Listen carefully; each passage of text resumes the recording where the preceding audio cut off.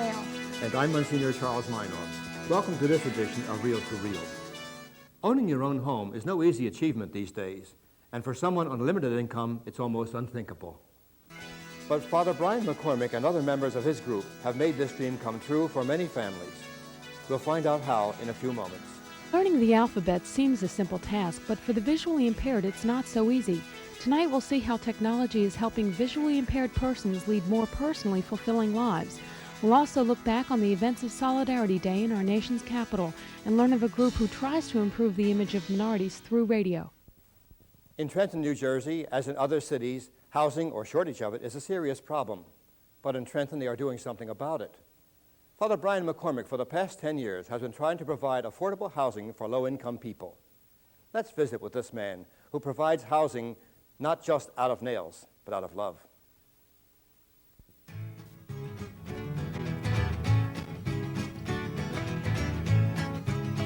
If I had a hammer, I'd a hammer in the morning, I'd a hammer in the evening, all over this land. I'd a hammer out danger, I'd a hammer out of warning, I'd a hammer out of love between my brothers and my sisters, all over this land. Ooh, if I had a bell, I'd a ring it in the morning, I'd a ring it. Father Brian McCormick grew tired of the complicated bureaucratic manner in which government agencies were trying to solve the housing problems of low-income families in the inner cities. He solicited funds, many volunteers, and formed the Better Community Housing Program in Trenton. He became a banker, a cement layer, an all-around handyman, and a friend to the community. He also became more of a philosopher than ever. Preaching the Word of God and uplifting the neighborhood's pride and morale, and putting people within reach of home ownership, has rewarded Father Brian with many grateful people and 26 completed houses. So I thought it was a good way to find a way to get the church involved, also maybe to stabilize the community so that we could affect the community, make it better. So then we started out on the housing as a kind of experiment to see whether housing would get it done and to where it would lead to. We began to look at things and thought that what our Christianity involved.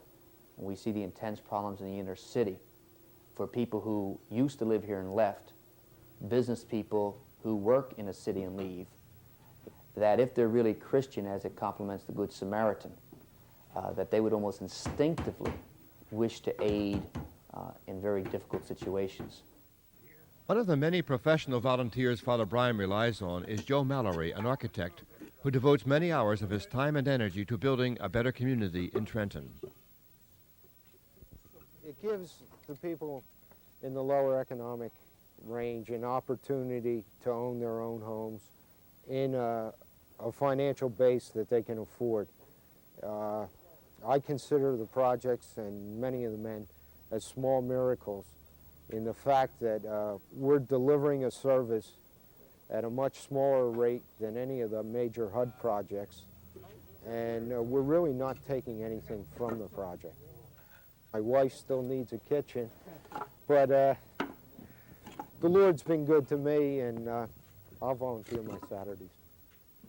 In order to have people truly get the sense that they're going to own and not rent, people have to put 100 hours in someone else's house.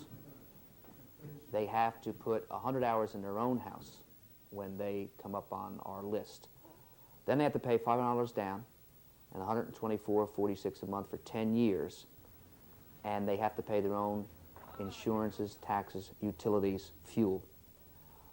What happens, the feeling is, I think, people get a vested interest in it. Mrs. Dora Edwards has been living in a house for 6 years that once was considered abandoned and hopeless.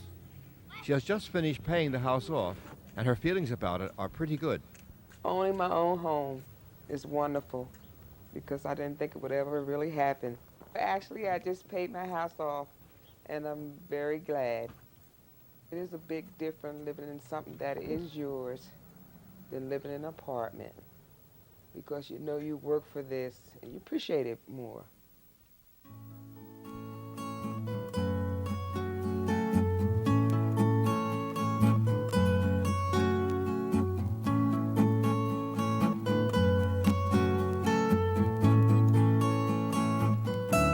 Not only does a future homeowner benefit from this program, but the many volunteers and helpers are learning new skills every day. They are learning how to save on costly repair bills by doing work in their own homes and literally rebuilding a new life for someone else. A real good feeling because you know that you put some work in there too, you know, and a lot of things that you weren't sure about at the beginning, you realize that you can do it and it wasn't that hard. It kind of makes you proud. It was amazing when we first started, when we fellowship in here when we first started.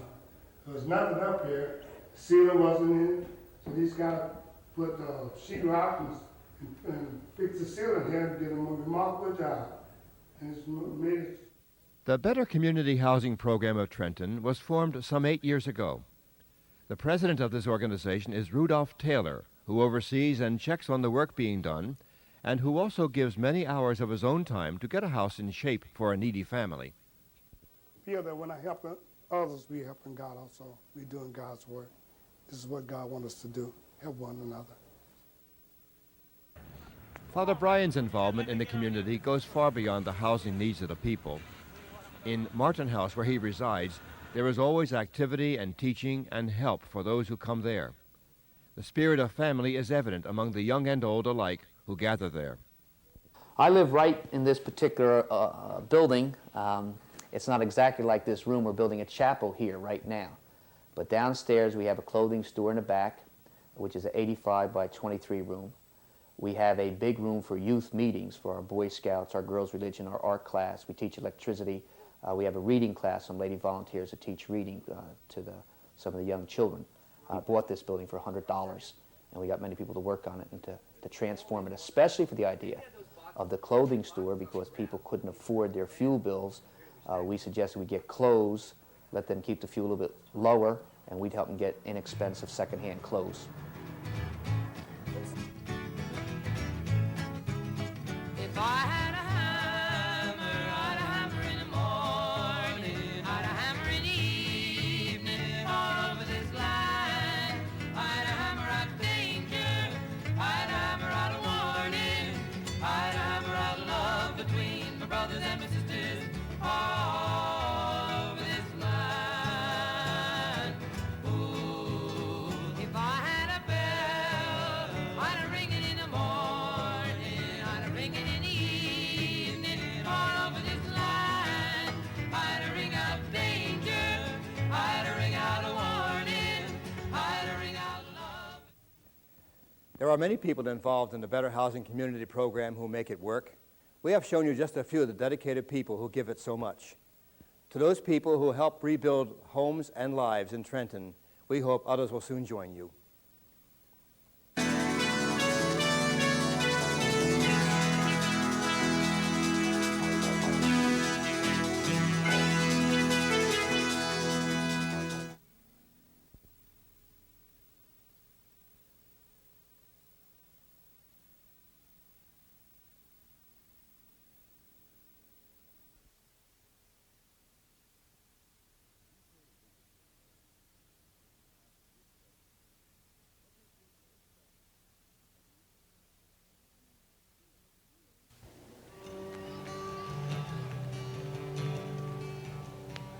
Come gather round, people, wherever you go,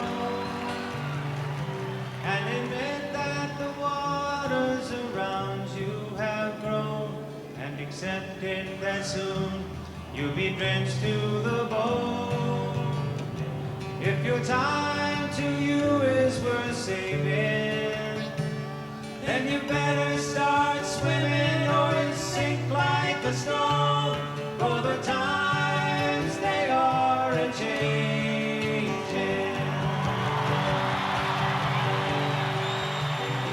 Come writers and critics who prophesize with your pens, and keep your eyes wide, the chance won't come again.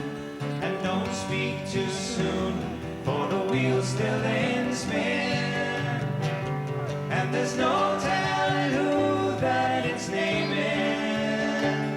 And the loser now will be later to win, for the times they are a-changing.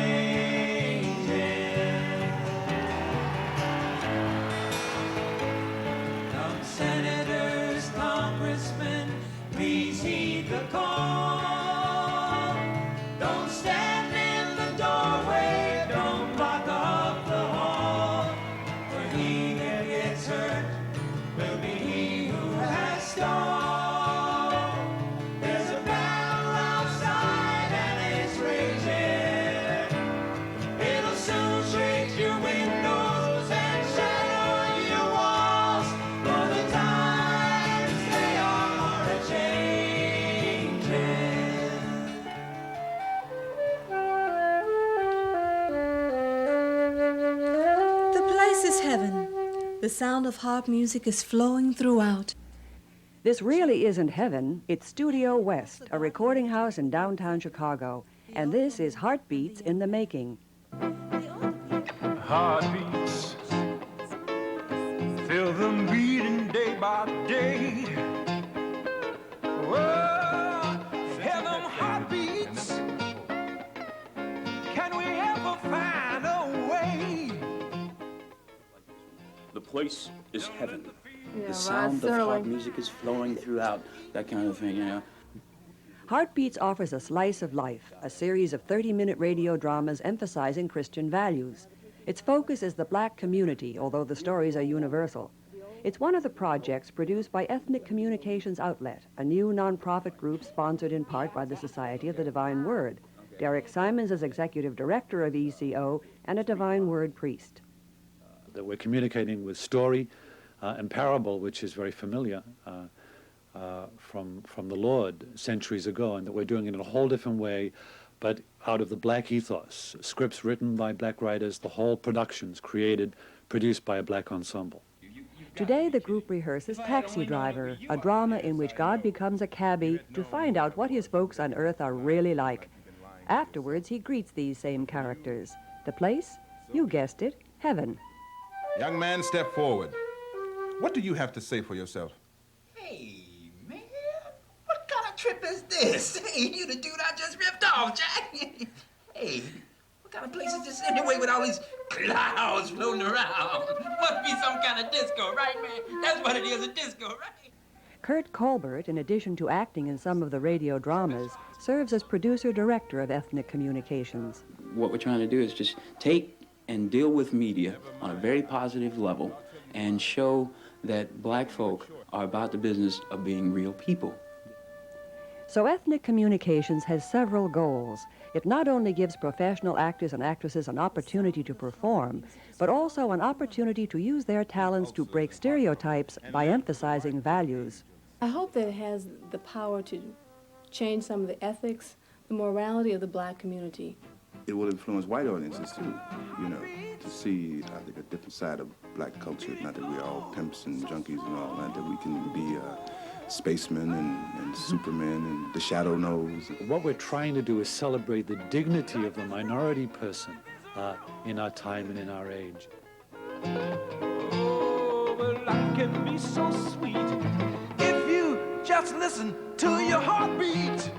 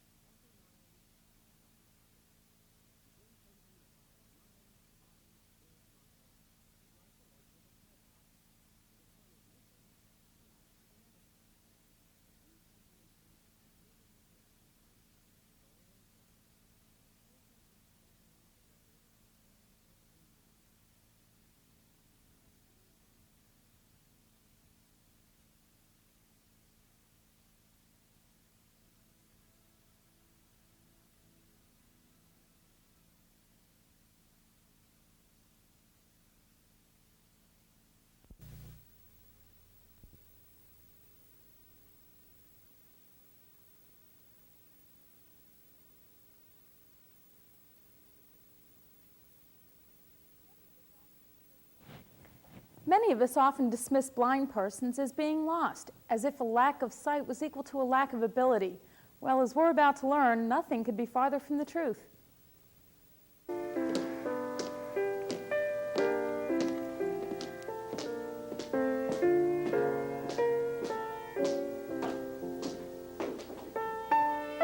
Many problems confront the blind and visually handicapped citizen.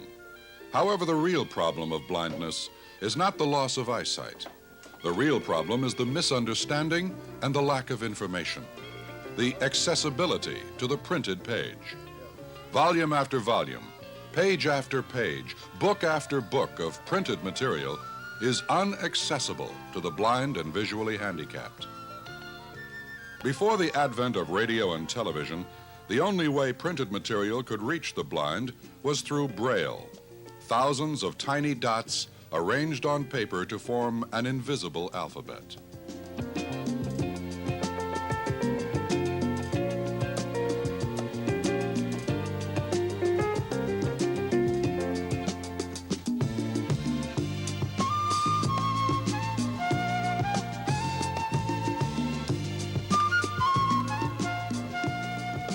The National Braille Press, located in Boston, Massachusetts, began printing Braille in 1927 and was established for the purpose of publishing and distributing information in Braille to blind and deaf-blind individuals. Currently, with a staff of 33, they transcribe and proofread 1,500 original pages per month and emboss, bind, and distribute 2 million copy pages per month, in addition to a large print version of many books and periodicals, all with a staff 60% of whom are blind. Bill Rader, managing director, lost his sight during a test he was conducting as a geologist in the Antarctic Ocean. Most of my life did not change. My eyesight can hardly be identified, by me anyway, as representing most of my life. I consider that my mind is most of my life, and if I still have my mind, and if I still have my heart, then I've still got most of my ingredients. Braille transcribing is a process by which the printed word is embossed onto paper. National Braille Press prints books and periodicals much the same way a print press operates. The manual system requires a well-trained Braille transcriber and a stereotyping machine, and it is capable of embossing Braille on zinc as opposed to typing ink on paper. The transcriber sits at the machine and carries out 3 functions. The first function is to retype or transcribe the printed page that we wish to transcribe into Braille. The second is to translate the English alphabet, the Roman alphabet, into the Braille code. The third thing is to fabricate a zinc plate. The zinc is actually like a large piece of paper folded in half to make a sandwich. A paper is slipped in between the zinc plates, and Braille is then embossed on both sides. And that paper is then read by the proofreaders, who mark on the paper with a pencil where they find errors. And they make a mark in the margin so that the transcriber can find it quickly. The paper is then returned to the stereotypist or transcriber, who takes the paper and compares it with the zinc plate from which it came. And where there are dots that should not be, she, with a little hammer and punches out those dots on the zinc plate. It is by no means a simple process.